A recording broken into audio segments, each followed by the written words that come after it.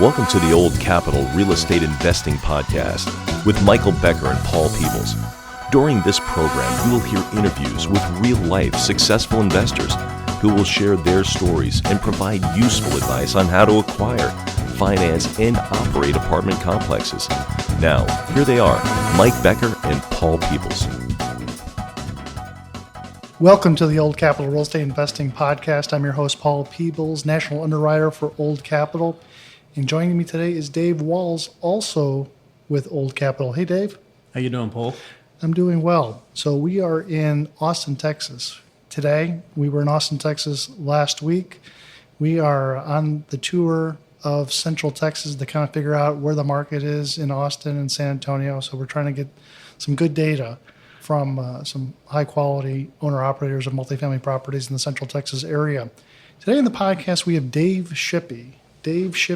And Dave owns, would you say, thousands of apartment units, whether it's you yourself and a bunch of partners? 1,400 units. 1,400 units in not only Austin, but also in Corpus Christi. We're going to talk a little bit about Dave, and we're going to figure out what his background was before he got into multifamily, how long he's been in multifamily, just some drivers for his success and how he has done it. So I always think that it's best to kind of figure out how you did it so maybe other people can kind of emulate you or copy you and kind of go from there. So everyone meet Dave Shippy. Dave, meet everybody. Hey, Paul. Thanks for having me. No problem. So, my background is computer engineering, and I was in corporate America for about 30 years, worked on some really cool projects. You might have heard of the PlayStation 3 and the Xbox 360. Those were my babies. Yes, I'm very familiar with those consumer items. I think everybody in the world is familiar with that.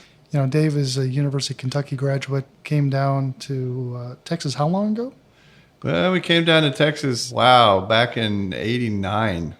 Wow. So you've been in Texas for a long period of time. Yes. Have you been in Austin from that period of time? Yes, that whole time since 1989. So tell me a little bit, let's brag a little bit about you and curse you a little bit. Tell me a little bit about what you did for PlayStation and iPhone and all those good things. Yeah, so I'm a computer architect, and I was the chief architect for the microprocessor technology that's in the PlayStation 3 and the Xbox 360. So there's a computer chip in there that's the brains of the computer. I led up the multinational team of several hundred people that developed the microprocessor technology that went inside of that. Similarly, in the iPhone and the iPad, we developed the microprocessor technology that was really the first microprocessor to break the 1 gigahertz barrier in cell phones, which at the time was unheard of because that was, personal computers were barely hitting that at the time. So lots of cool stuff. So you were the guy. I mean, you were the guy who put the team together. And so if you Google Dave Shippy, you can find out that he wrote a book on the search for faster computing, the search for the microchip. Tell us a little bit more about the book you wrote.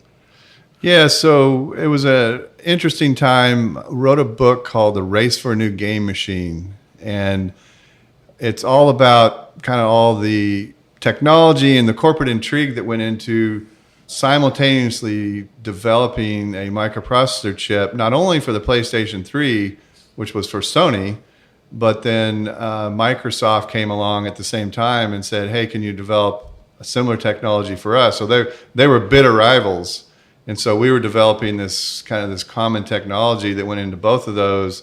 And the book is all about kind of all the corporate intrigue that went on between working with our Japanese partners and then working with Microsoft and keeping all the firewalls between them and keeping all the secrets from bleeding over between the two companies. So it was an exciting time. I bet now I haven't read it, but I'm sure you can get it on Amazon or at some of the bookstores. So Dave is famous in his past career. So now you're in apartments. So a big switch. That's a big switch. But I think the common theme for a lot of people that are in corporate America, a lot of them are engineers or CPAs and are kind of analytical thinkers, and I think it sometimes is a good move to have somebody that has kind of a checklist mentality to get into this business. So tell us a little bit about how did you make the transition and what got you interested in just real estate, period? Yeah, so it's true. A lot of the skills that I learned as an engineer, as far as not only managing people, but managing budgets and creating spreadsheets and managing finances and profit and loss, carried right over into apartments.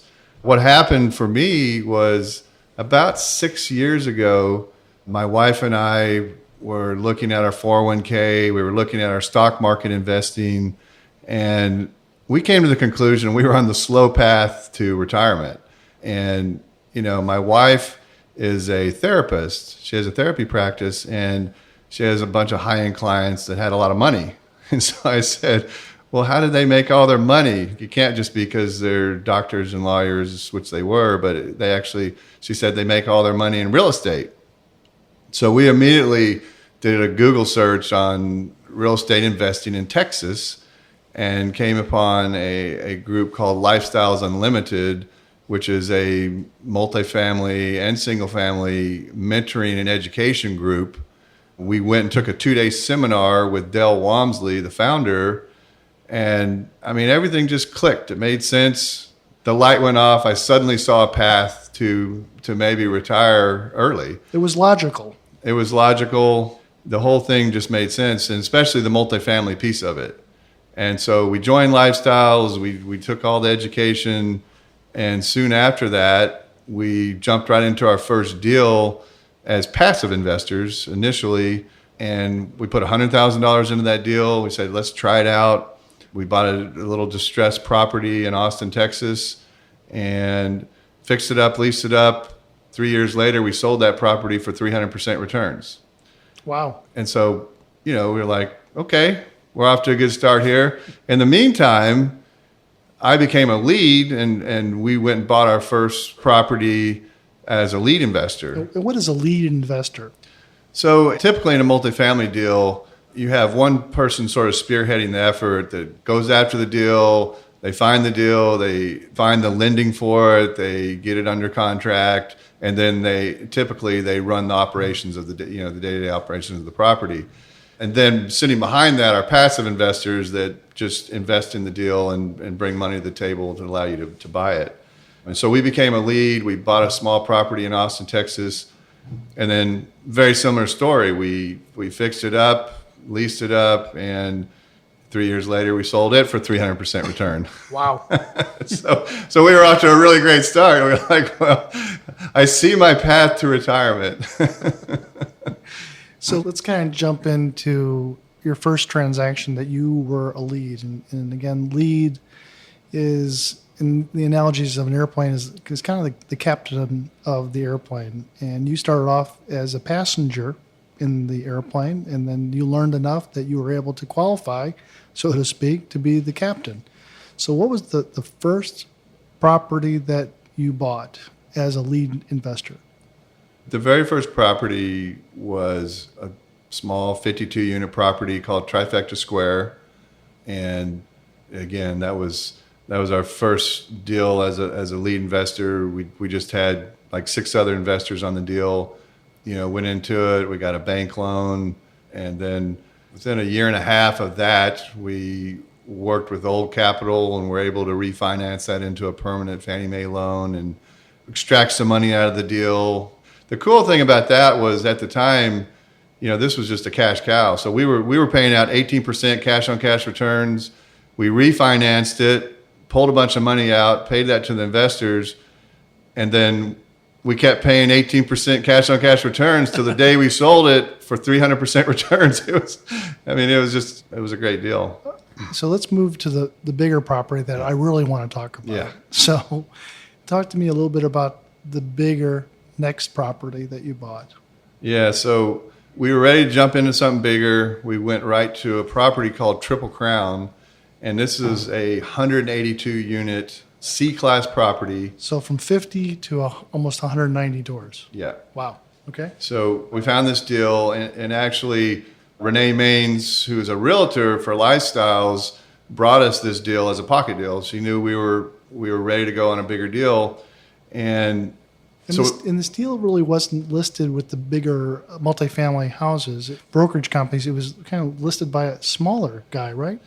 Actually was not listed at all. There was a small independent realtor that represented the seller, but it never went out to market. But my point is on that is that don't overlook some of the smaller multifamily brokers out there absolutely. that may bring you an opportunity.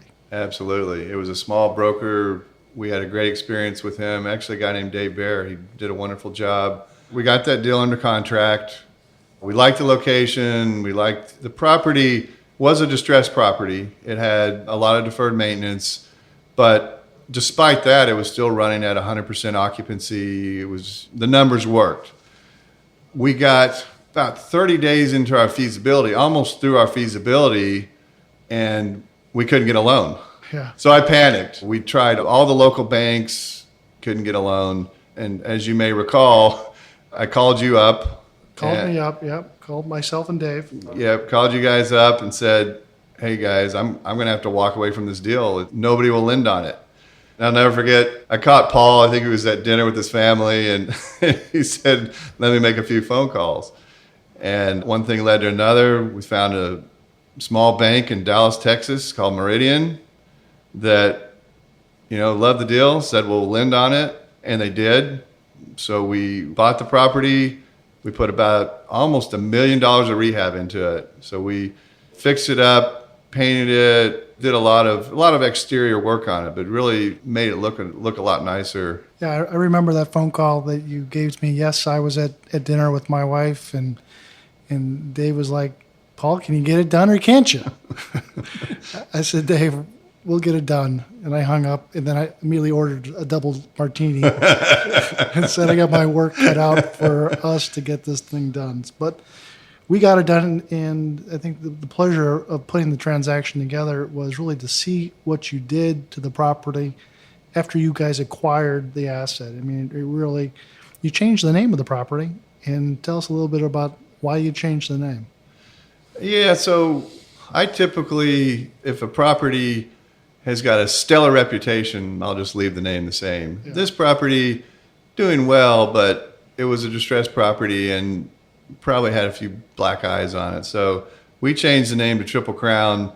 I grew up in Kentucky, so I'm a horse guy. As we had this theme going with our first property, Trifecta Square.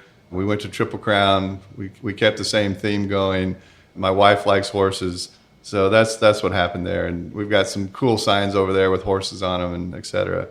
But yeah, we rehabbed it, we fixed it up, and then it just turned into an incredible cash cow. I'm sure if all those banks that wouldn't lend on it now could see it, they would all be kicking themselves, because that deal, it was similar to the previous one. We just consistently paid out 18% cash on cash returns. Within a year, we refinanced that into a permanent loan with Fannie Mae. And the cool thing about that was the deal we worked out with our bank, our lender, at the original lender, was there was no prepay penalty, which was beautiful, because then we could refinance sooner. And so we upsized the loan. We handed back about $1 million to our investors. And then we kept paying out 18% cash on cash returns. So it was just another cash cow. Yeah, what were some of the challenges on that property? Physical challenges. What did you have to cure? I mean, the seller who was out of state, probably out of state and out of mind, this property was. What were some of the physical challenges on that property? Maybe the fence on one side of the property, maybe, but I think you did a pretty good job with the interiors.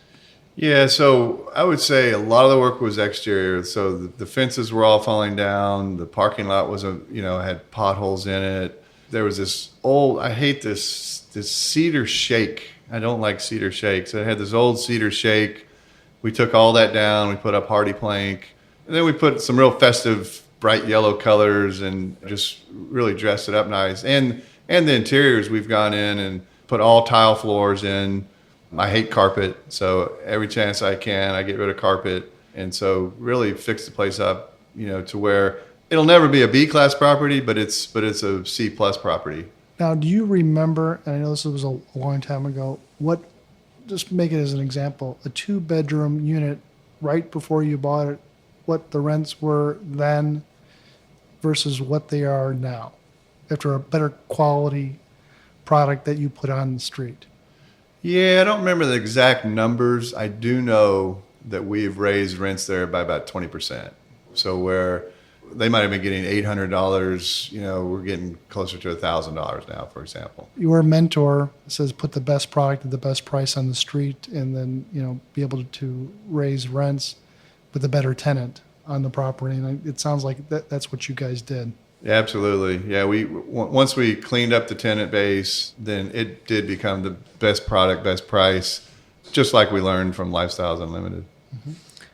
All right, David. Well, let's move on to Triple Crown 2, which is actually just across the road from Triple Crown 1. But there's a story behind every deal, but there's an interesting story behind this one. So, Dave, you want to kind of talk about what attracted you to this property, how you bought it, and also just talk about the area in general. But start off on your acquisition of Triple Crown 2. Absolutely. So after our experience with Triple Crown 1, we were ready to find another deal and expand our portfolio. I started looking at the property across the street and said, that seems like a pretty easy place to start. So we literally walked across the street, knocked on the door, and said, how do we get a hold of the owner? Started making phone calls to the owner, who was in California, again, another out-of-state, out-of-mind guy, and we're able to get that one under contract for a really reasonable price. And again, it was a C-class property, had a lot of deferred maintenance, but at this point, we knew the submarket, we knew the occupancy pretty much stays 100% occupied with no marketing, and we knew there was potential for just having a cash cow there. How many doors was it? 199 units. Wow. So now you're starting to make a concentration in a submarket. Absolutely. And what's that like as an owner? Do you get better quality tenants? Do you get to kind of control who your tenant base is, so you can't have roaches going from one place to the across the street to the next place? So you kind of get to control your destiny. Is that right? Yeah, and I would say the first order effect is just the personnel that you can share. So good point. We've got maintenance people that we share across both properties. We're able to, if one property is out of 1 bedrooms, we're able to send them across the street and say, hey, you got a 1-bedroom over there. So, we're able to work cooperatively between the two properties, even though we have a separate office for each one of them. And it's really worked out well because both these properties got a good, just family-oriented tenant base that we're able to fill it up with, good quality tenants. So what are some of the things that when you see a property such as Triple Crown 1 and 2, David, what are some of the things that you kind of immediately focus on with regards to making the property more attractive, more efficient? What are some of the hot buttons that you see? What are your drivers? What are the things you like to do to a property that separates you from other landlords? I think I've touched on some of these. So, for example, both properties, Triple Crown 1 and Triple Crown 2, the exterior, it's amazing what a little bit of paint will do. And so both of them, we came in and completely repainted them with very festive, bright yellow colors and just immediately dressed it up. Same thing like on the fencing, where the fence, it's just simple things. It's inexpensive. The fences are falling down. You fix it. So our philosophy, and again, these are things that Lifestyles teaches us, is, you come in and you fix everything. So, for example, when we took over Triple Crown 2, there were, I would say, hundreds of work orders that immediately flowed in because it was just leaky faucets and just lots of little things in the apartments. But as you go in and immediately fix those things, you all of a sudden make your tenants happy. And when your tenants are happy, they're going to stick around, and that's what contributes to having 100% occupancy, right? And so it's just taking care of your tenants, creating an environment that's safe. So part of that is cleaning out, disrupting tenants. So one of the first things we do when we take over an apartment is we get rid of any tenants that are questionable, that have a criminal history or have, a history where they've broken leases. Those are the first people to go. We clean that base out, and then we bring in and upgrade the tenant base, and that's part of our success. Sounds definitely like you're a hands-on person. do you manage your assets yourself, or do you have a third-party management company? And tell us the reason why of both. Yeah, that's a good question. We manage all our own properties. So we have a property management company called Shippy Property Management. Imagine that. But, what that means is really at every property, we just hire our own staff. My wife and I run them as opposed to a third-party property management company. What we found pretty much across the board is we have always been able to go into a property and exceed the performance of what a property management company could do. And part of that is just we're constantly watching the bottom line. We're watching our expenses. We're watching, how can we raise rents? A third-party management company is not nearly as invested in a property. So they're more than happy to spend your money, right? And so it's not nearly as crisp as far as the income and expense as when we run the day-to-day operation. So Triple Crown 2, how difficult was it to get financing in that property? Yeah, so that one's another good story. we had a similar situation. So these were deals we did back in the 2010, 2011 timeframe, which wasn't too far removed from the 2008 banking crash. And so it was very difficult to get loans back then. And we ran the same experience on Triple Crown 2. We worked with Old Capital, and we took it out to all the same traditional lenders that we had on Triple Crown 1. And every one of them turned us down, even though we had a product across the street that was performing well, and they all turned their noses up at it. So similar panicky situation. I'm sure there were lots of calls to both Dave and Paul, and one thing led to another, and they found us a little bank in Beeville, Texas called First National that said, "We love the deal, we'll lend on it." So it's just like, it was a very similar situation where we couldn't get lending, even though if those traditional guys look back now, they would go, "Oh my God, what did we miss out on?" Because it turned out to be another cash cow. And that's just one of the things that, Dave has the experience right now, and he had the experience back then, not as great as he has it right now, or not as great as he has it right now, but a lot of the typical banks that you would go to, whether it was Bank of America or Wells Fargo or Chase or something like that, that's just not what they do. I mean, if it's a $40 or $50 million transaction in Central Business District, Austin or San Antonio or Dallas, we're all over that. But if it's something that needs to be kind of Humpty Dumpty put back together again, it's going to be a little bit more challenging, no doubt. So whatever happened to Triple Crown 2? Do you still own it? We still own Triple Crown 2 and Triple Crown 1, although we currently are in the process of selling Triple Crown 1. Okay.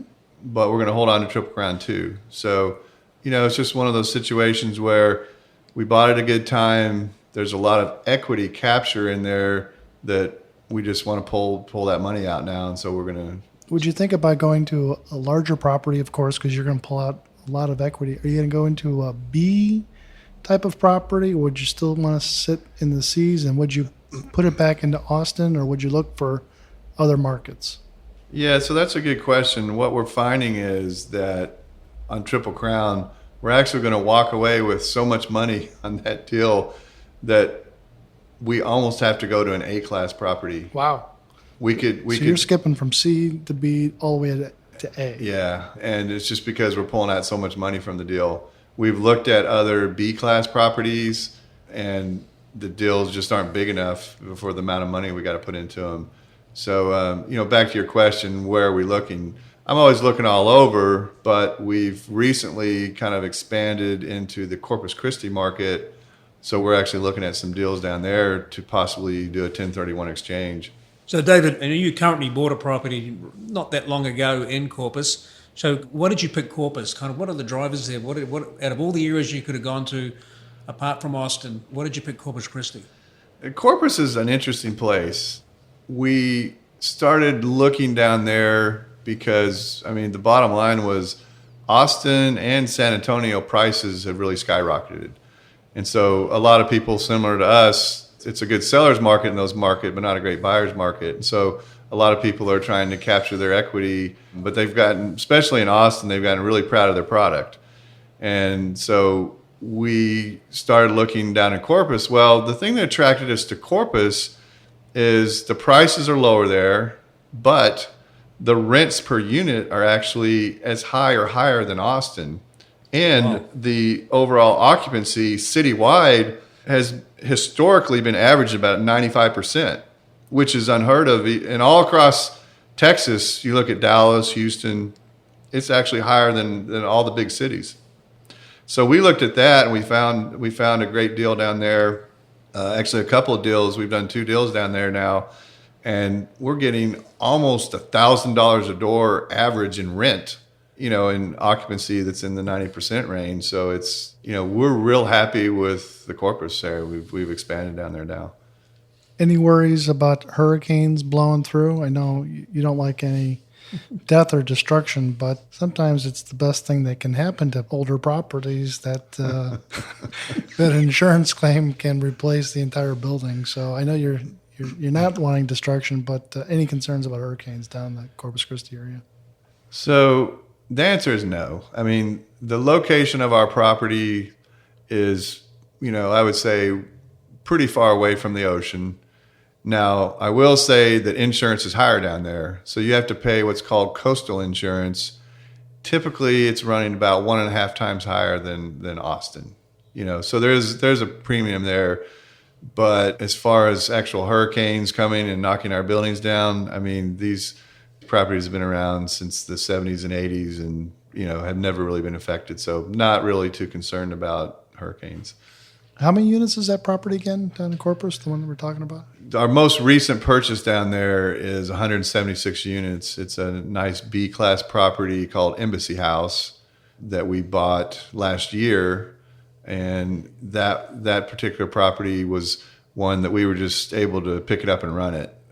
Why do you think that the seller chose you to be the buyer of the property? Did you guys go with hard money right out of the box? Were your terms, you think, the best? I mean, tell me what you think the buyer or the seller was comfortable with to pick you.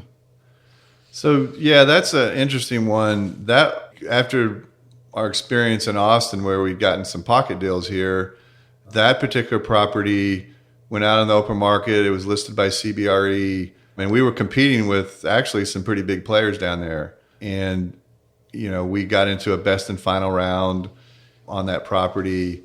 And we had a call with the seller. And I thought the call went really well. And we kind of hit it off. And I think one of the big things that came to the table, at that point, I had a lot of experience under my belt. So I'd done several deals. I had Fannie Mae experience.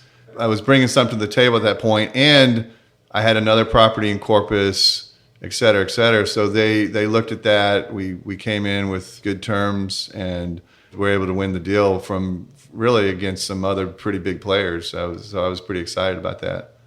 So that was, how many individuals do you think went into that transaction to be investors with you, like in the back of the airplane? Not, you gradually went from 50 units to 190. You're working your way up. Do you go with the same core of limited partners or passive investors in the deal, or do you open it up to more people? How many people do you have in like that one? So good question. So I have one core group of guys and girls that some of them have been with me from day one, right? And these are the same set of passive investors. As you get into a bigger property like this, you have to bring on more investors. So in this particular case, I had my core group of folks, and then I opened it up to other investors, and we brought in some new folks. So we've got I'd say about 20 passive investors on that deal.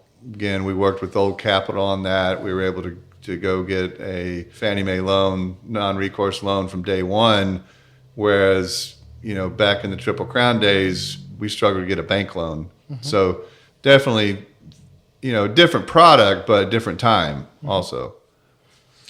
So Dave, you were down to Corpus Christi, and you got a couple of properties down there, and then your latest acquisition was back up in Austin again. So you went back into Austin and you acquired a property called Los Colinas Apartments. In fact, we're in the property right now. It's a beautiful property. Tell us kind of what brought you back to Austin and what were some of the things that attracted you to this property, and talk about the market. Yeah, good question, because obviously I previously said the prices in Austin are high, and so I started looking elsewhere. But there are still deals in Austin. There are still deals in San Antonio. You just have to find the right deal. With Las Colinas, it was the right deal. So we came back to the exact same submarket that we were in, which is very near Triple Crown. So we're literally blocks away from Triple Crown 1, Triple Crown 2, well-known submarket. It's right next to a high school here. So again, lots of families. And we were able to get it at a higher price per door than we obviously paid for Triple Crown. But the numbers still work because knowing that we're coming into a situation where it's going to stay 100%. Like we just closed out March, literally 100% occupied here. Wow. That's bodies and units. That's not pre-lease. So people always quote pre-lease numbers. That's bodies and units, 100% full. And so when you're running like that and, just consistently raising rents, the numbers work. So this is a stabilized property. What's the next thing you're going to do with a stabilized property? I mean, how do you tweak it to get higher rents? Yeah, good question. One of the things we're doing here, and we've started doing this in all our units, including Corpus Christi, is most of our rehab anymore goes into the interiors. We found the most bang for the buck is you come in, we put in nice vinyl floors, so you got that nice wood floor look. We put in two-tone paint, put in upgraded light fixtures, and put in what we've been putting in like black appliances that really make it pop. And so those things are not that expensive. You're talking a few $1,000s per door, and you can in some cases get $100 more per rent. Wow. Yeah. And we've been doing that in all our properties, and that's what we'll do at Las Colinas. We're upgrading all the units like I just described, and we've already had a rent bump. We've already increased the rent here. So tell us a little bit about managing into the submarket itself. I mean, are you looking for 2.5, 3 times rent to get somebody qualified? You're looking for crime and credit background checks. I mean, not only are you the asset manager, but you're also the manager. Not the manager on site, but you're overseeing the management company. Better quality tenants are you seeing coming through these days than it was, say, 4 years ago? I wouldn't say better tenants, but I would say we are consistent in how we screen tenants. And so we are very strict. And so where we take over property, they got a little lax on what they would allow to come in. We come in and there can be no broken leases. There can be no criminal history.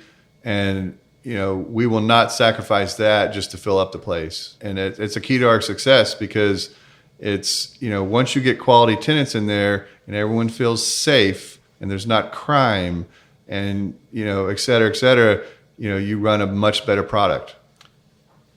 Tell me what it looks like in your mind 2-3 years from now. Do you want to have 5,000 doors? Do you want to rule the world? I mean, how big do you want to get?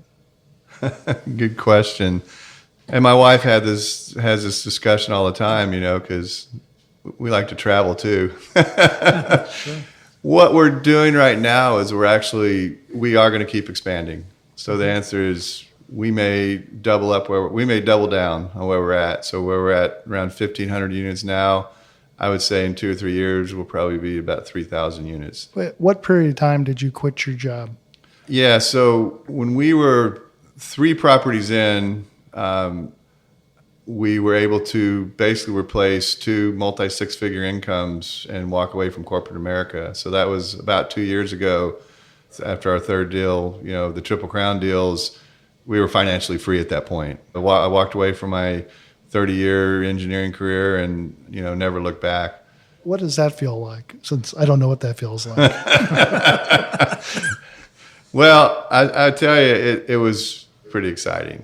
I mean, I loved what I was doing. Don't get me wrong. It was exciting work. And, I've got over 50 patents and computers, et cetera. But it was long hours. It was, it was becoming a sweatshop environment. And it was very stressful. So I didn't get a lot of sleep back in those days. So to be able to walk away from that stress and be able to travel some and have a little leisurely day, I go work out every day now. It's great. It's just a whole different lifestyle. You do look good. Well, thank you, Paul. In a very heterosexual way.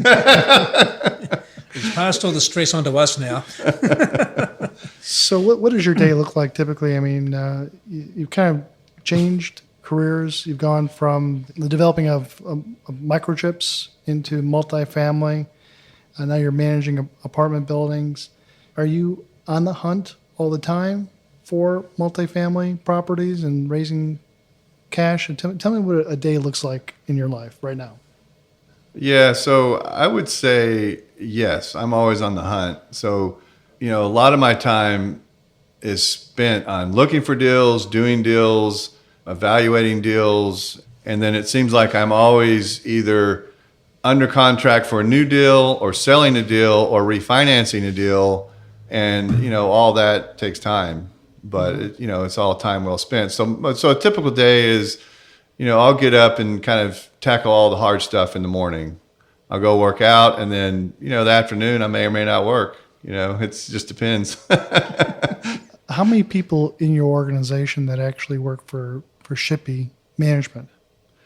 Yeah, we probably have about 25. And actually what I was starting to say earlier when you were asking about conquering the world, we're starting to put an infrastructure in place now in Shippy Property Management that will enable me to work less and less. So, we've hired accountants now that work for us. So it used to be Dave Shippy was the bookkeeper. I paid the bills. I did all that. Now I just hand all that over to an accountant to do all that. So the other thing we've done is in each city, we now have regional managers that look out over those properties. So we're starting to put more and more infrastructure in place so that we're not running the day-to-day operation. And I didn't retire from corporate America just to go get another job. Mm-hmm. And so, once you get the practices in place and run all your properties consistently the same way, and you hire good people, then you can be successful, and you can go to Cozumel and go scuba diving. And that's what you did 2 weeks ago? 2 weeks ago, we spent a week and actually 3 weeks ago, we spent a week in Cozumel. We came back for a week, and then we went for a week in Breckenridge. So we went from the really hot to the really cold. We spent a week in Breckenridge skiing with our kids, and I could have never done that in corporate America. In a month period, I could not have taken off 2 weeks and just had fun like that. Dave, make a note. Next lifetime, I want to come back as Dave Shippy. What a life that he's having right now, and I think everybody can appreciate that. Any funny stories, Dave, in the multifamily business, real estate business, life business? Tell me a little bit about anything that anybody that would appreciate a funny story. Yeah, I've got a few, but the one I like to tell is on every deal, we bring in passive investors, right? Looking back now at Triple Crown 1, this was before I was super successful. I was raising money for a property. I had one other lead experience under my belt. I was out trying to pull in new investors. So I had one investor that came into the deal and practically had to pry the money out of his hand. He was a retired cop, and he was going to put $100,000 into the deal. He'd never invested in multifamily. And this was his first deal. It was only my second deal as a lead. So there was a little bit of nervousness there. So I had him wire over the money. We had his money in the bank. My wife and I head to the airport. We're heading off to Mexico. We run into this guy at the airport. Oh my God. So he looks at us. I know where this is going. We look at him. I've got a briefcase in my hand because I'm still carrying a briefcase. And his eyes pop out of his head. He says, "Where are you guys going?" I said, "We're going to Mexico." And he literally about fell over because he was convinced we were heading out of the country with a briefcase full of money, and including his $100,000 that he'd saved up his whole life. Anyway, it was a pretty funny time. He got over it. Obviously, we've talked about Triple Crown. He's been super happy about that deal because he's just made tons of money on it. Has he been able to retire yet? He is retired. In fact, this particular fellow has done 18 multifamily deals in 3 years now. He now has a passive income. So he's never become a lead. So as a passive investor, he makes a multi-six-figure income and he just has to go out to the mailbox and pick up his check. That's a pretty good deal. That's his workout. That's his workout. That's pretty good. Yeah. We talked about some funny stories. I think those are great. Any education piece that you can tell people that are wanting to get into the multifamily business that they're where you were, 7, 8, 9 years ago? What kind of advice do you have for people to emulate and become like David Shippy? Yeah, I think, my advice to people is find a mentor. And there's lots of different ways to find a mentor. Obviously, we got some good education through Lifestyles Unlimited. I'm actually now a mentor for Lifestyles, and so I mentor other people, but it doesn't even have to be that formal. For example, and that's what I like about Lifestyles is that they bring mentors that have experience from the outside and kind of push it forward, so to speak, is that they get people that are successful in multifamily and bring them on board to be mentors. They don't take somebody that's never owned an apartment building or owned one back 25 years ago, and they still talk about the history of how it was 25 years ago.